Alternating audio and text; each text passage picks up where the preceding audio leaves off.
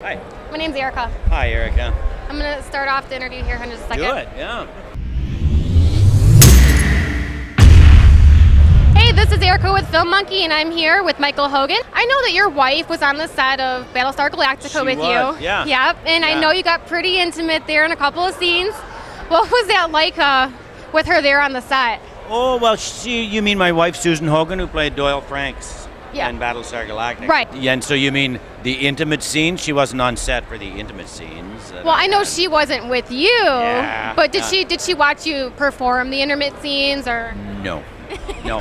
We've been together long enough that we know that, no, you just won't bother coming to set for those scenes at all. No way. I didn't even tell her about those scenes, and I haven't let her watch them yet. I know you got a couple of kids, right? Yes, we have 3 kids, and we have 3 grandkids.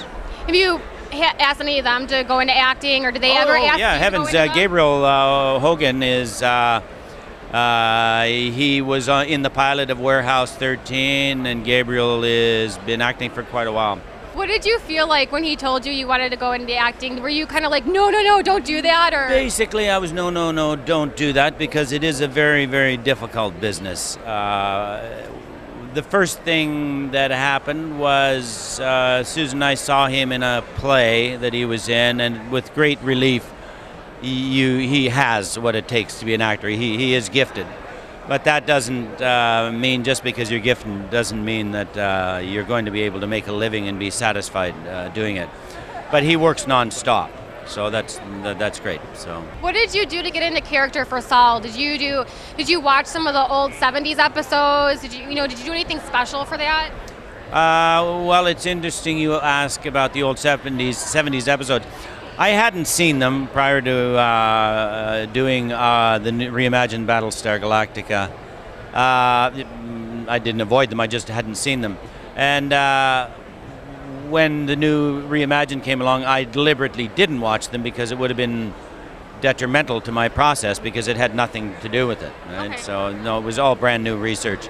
And the research was, I've played in a lot of military people, so there wasn't much research that I did per se there. I mean, it was just talking to the other actors, etc.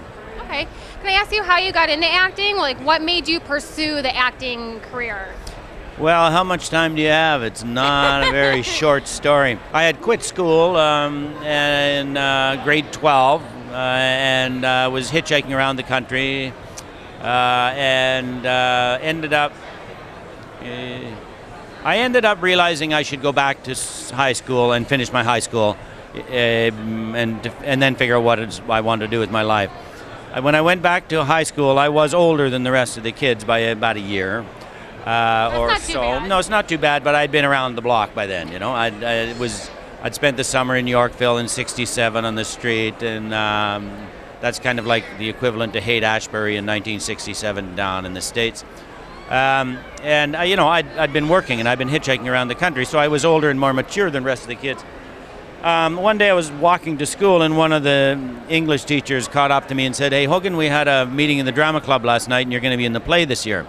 And I said, "Well, ma'am, no, I'm not. I've never seen a play. I'm not in, no, let alone be in one. No, I'm not going to be in the play." She said, "No." So every teacher that I would go when we'd change a class would say, "Hogan, you're in the play." "No, sir, I'm not." "Maybe another lap around the gym, Hogan." Good-naturedly, I was coerced into doing the play. I did it, and after a couple days later, we're walking down the hall changing classes, and the head of the English department stopped me and pulled me out of line and said, "After all your bitching and moaning and whining, what did you think of the experience?"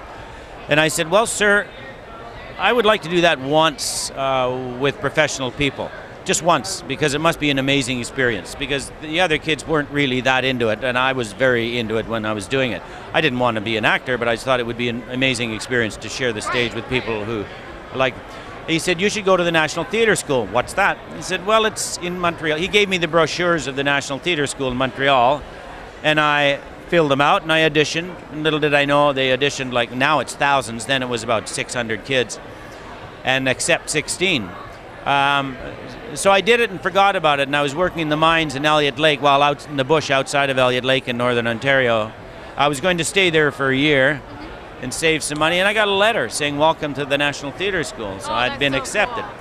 And so I went, but I only was there a year, because when I was there in the first year, I met the prettiest girl in Canada. She was in the third year, and she was graduating. So I left school and went with her because she worked a lot right out of theater school. And I slowly got sucked into the business, riding on Susan's coattails. That's a succinct version. Can I ask you one more question? Yeah.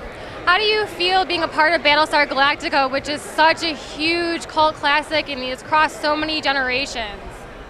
Oh, well, it's an absolute honor as an actor and an absolute gift to be involved in Battlestar Galactica. I'm humbled by the experience.